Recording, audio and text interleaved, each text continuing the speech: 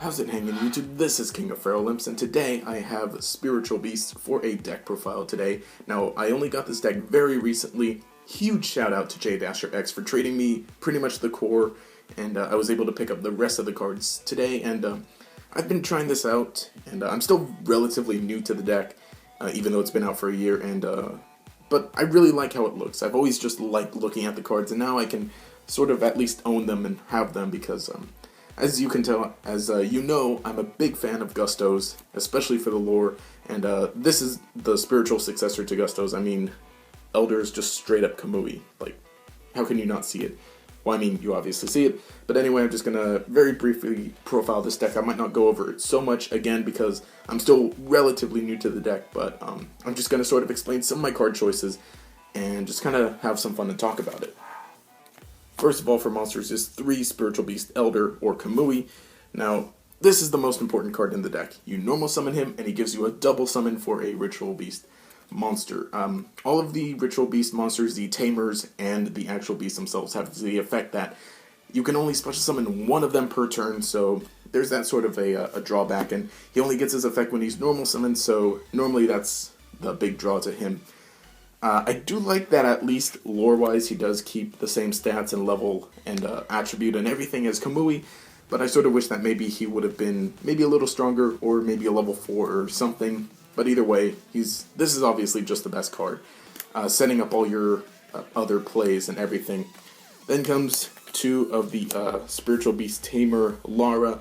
Now, some people play only 1 of her, but honestly I'm playing 2 just because I absolutely love her. She's just really, really cool. And so basically her effect is that when you normal summon her, you can special summon a Spiritual Beast from your graveyard. And so it's sort of a Debris Dragon effect. She does have a nice 2000 defense, so you can just go ahead and set that booty in defense mode and not worry about that if you happen to not draw into anything like anything you need. But she's just really good. Now the other Pelica, that Ritual Beast Tamer, essentially does the same thing as her, and some people play 1 and 1, but I'm not playing that other one simply because I'm not using a Zephyr variant, and because it destroys the thing you summon, so it's just, I don't know, I just sort of don't like it as much. I just feel like this works out better, and because I really, again, personal preference, and I just would like to play 2 copies of this bay here, but, you know, other people play 1 and 1, so that's probably better in some way, in most ways. But I don't know. And then 2 copies of Wen. Her effect is you normal summon her, and then you special summon a Ritual Beast from your banished zone. So they're sort of counterparts. The two girls are counterparts of each other. Grave and banished. Of course, all of them have the effect that you can only special summon them once per turn. So there is that restriction. Wen does have some nice stats, and being a level 3.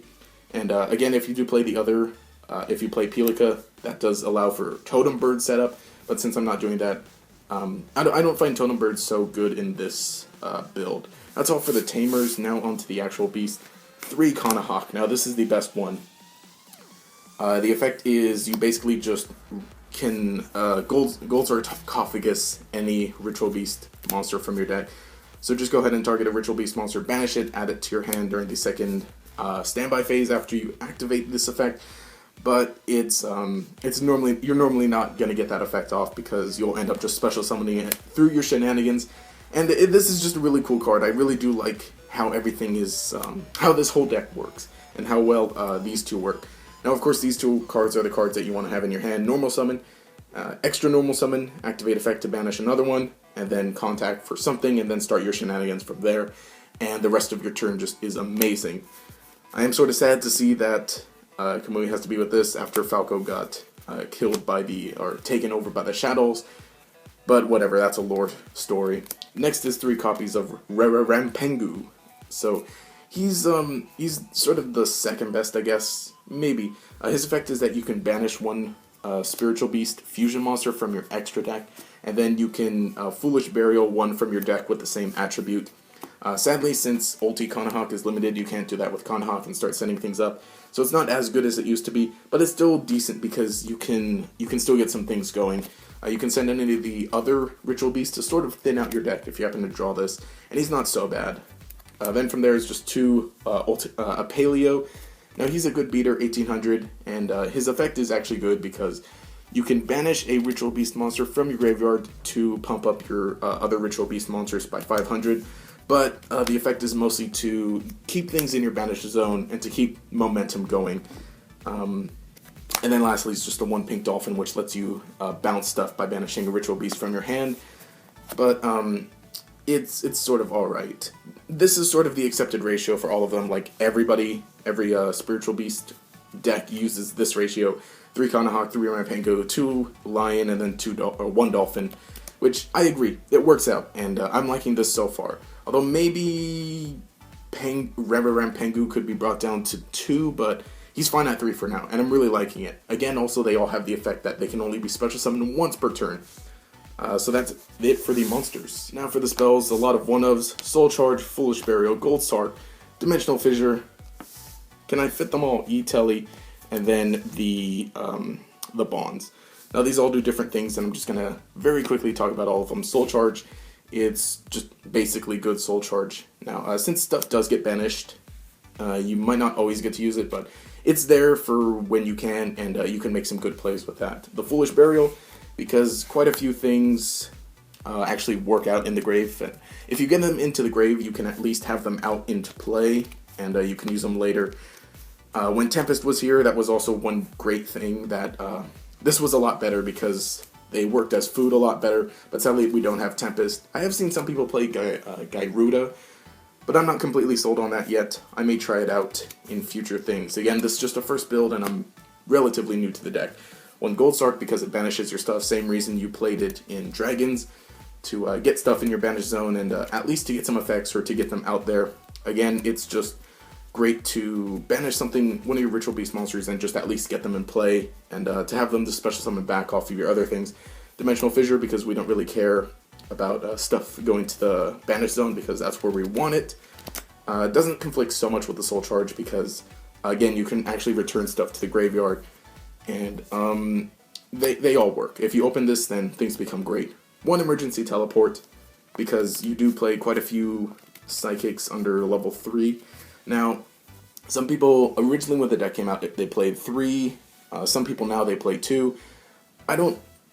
I get the point of playing it, but I'm only using 1. Again, because I only do have 1 after selling mine for when Cosmos were big.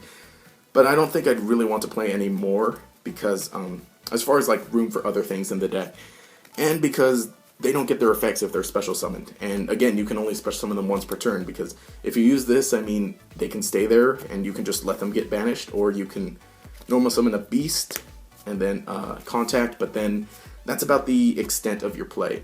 And then 1 Bonds, what this does is you banish 2 Ritual Beast monsters you control, and then summon 1 of the fusions from the extra deck, ignoring its summoning conditions. So that lets you make some decent plays if you have like 2 beasts or 2 tamers, or if you want to go for some sort of OTK with that. That's all for the 1-ofs. The other spells are 3-ofs, just 3 Upstart Goblin to help us draw into stuff. You can OTK because you do summon some big monsters even with this, but for the most part, consistency is just very important. And because of that, I'm also playing 3 Chicken Game to at least get things going and to draw into your stuff.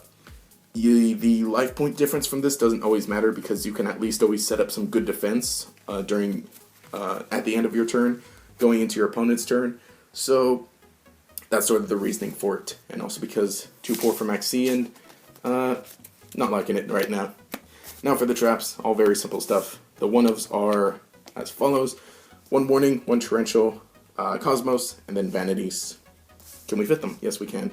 Warning for basic removal, Torrential for widespread removal, and because I do play Dimensional Fissure as well as Macrocosmos, so it's just really neat to do that, and then all of your opponent's stuff gets banished, and then your stuff gets banished, which you don't care because you can end up using it or bringing it back, and then Vanities because it combos with Macro to get a good lock on. That's all for the 1-ofs. 2-ofs are 2 Fiendish Chains. You could use anything else, any other sort of effect negation, but I'm liking Fiendish Chain just because it kind of stops attacks, and if I don't have anything to deal with it on my opponent's turn, I can at least stop an attack, and then on my turn, I can end up searching for traps and then just pop it during their turn or later. Then for the 3-ofs, 3 of the Steeds, and then 3 of the Ambush. These are really good. I'm sure you know what they do, but basically this lets you destroy things, or destroy monsters, equal to the number of Ritual Beast monsters you control, and this lets you special summon 2 from either your graveyard or your banished, and then for the rest of the turn you can only summon a Spiritual Beast, or a Ritual Beast, sorry. They're basically all the same. They all count as Ritual Beast. But these two really do work in tandem with each other, because you can activate this, chain one of your fusions to tag out, and then chain this to summon 4 more, or 2 more. So you end up with 4 by the time this resolves, and then you just get to pop 4 of your opponent's monsters, which is great. Very likely you've already seen other combo videos that explain a lot of this, so I'm not going to talk so much about it, and that's all for the main deck. Now for the extra deck, 1 Kanahawk because he's limited. This is a great one. You can return 2 of your banished Ritual Beast monsters to the graveyard to search for any Ritual Beast card. Normally you'll be searching for the traps to set up, so you know, the Steeds or the Ambush, whatever you don't already have, but there are some neat shenanigans that you can do to search both of them in one turn. Again, I'm sure you've already seen all of those combos. Then 2 of the Dolphin. This is mostly a defensive one. It's only got 200 attack, but some really nice defense.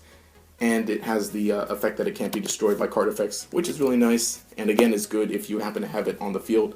Say if you have a Torrential, and it's hard for your opponent to get over. It's like good defense, but you know, not always the best. Most of the time, you'll only ever summon 1, but the other one's there to banish with Rampangu to end up searching out the to at least get the Dolphin out into play. 3 of the Ulti Apelio. Now, he's basically an Armades, a nice 2,600 Armades, so he's pretty much the beater of the deck. And 3 of him because, you know, you can. He's not limited like Kanahawk, and because, you know, you easily can get out quite a few of these, and it's just really good, solid attack.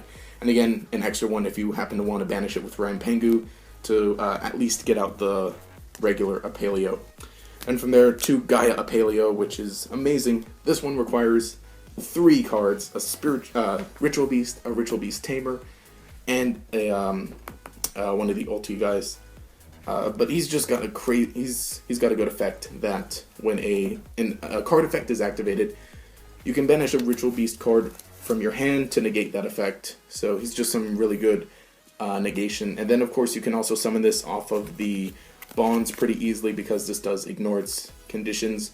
So you can use this to summon it a little quicker, and because this is a quick play, you can do that. He's just really powerful on his own, and being a 3,200 is very nice and powerful. You could play 3, but I've seen people, advice I've gotten, people say only to play 2. And to at least have some, I guess, room for the extra deck, and really you don't always need it. Normally, I guess you can only end up resolving 1 per game, and the other, again, it's always there for Rampangu. That's all for the fusions. Next are just different XCs. This is at least what I'm playing, and I need to get my hands on a 101. Let me lay it out this way, maybe you can see it better. The important stuff, I guess, really is just Lightning Chidori, because you play level 4 wins, and you can end up summoning it. So, not much, just all useful stuff. And that's it for the extra deck. So anyway, this has been it for my Ritual Beast deck profile for January 2016. Wow, I can't believe it already. First deck of 2016. But let me know what you think of it. Again, I just recently got a lot of these cards. Again, big shout out to JDasherX for trading me these, essentially giving me the entire core and a whole new deck. But again, give me any suggestions that you happen to have if you've played this deck before, if you know more about it. This is at least from what I've gained from playing it online way back when it was first out, and then just looking up stuff now to sort of redo it. It is a fun deck. It has some capability, and even still to this day, even with just having Kanahawk hit, you can still do some good stuff because it's just a good fast deck. And again, I just really love it because lore-wise, they're just all the descendants of Gustos, and some of them even are Gustos. Anyway, if you enjoyed the content, remember to subscribe. Also leave a like and a comment to show your support.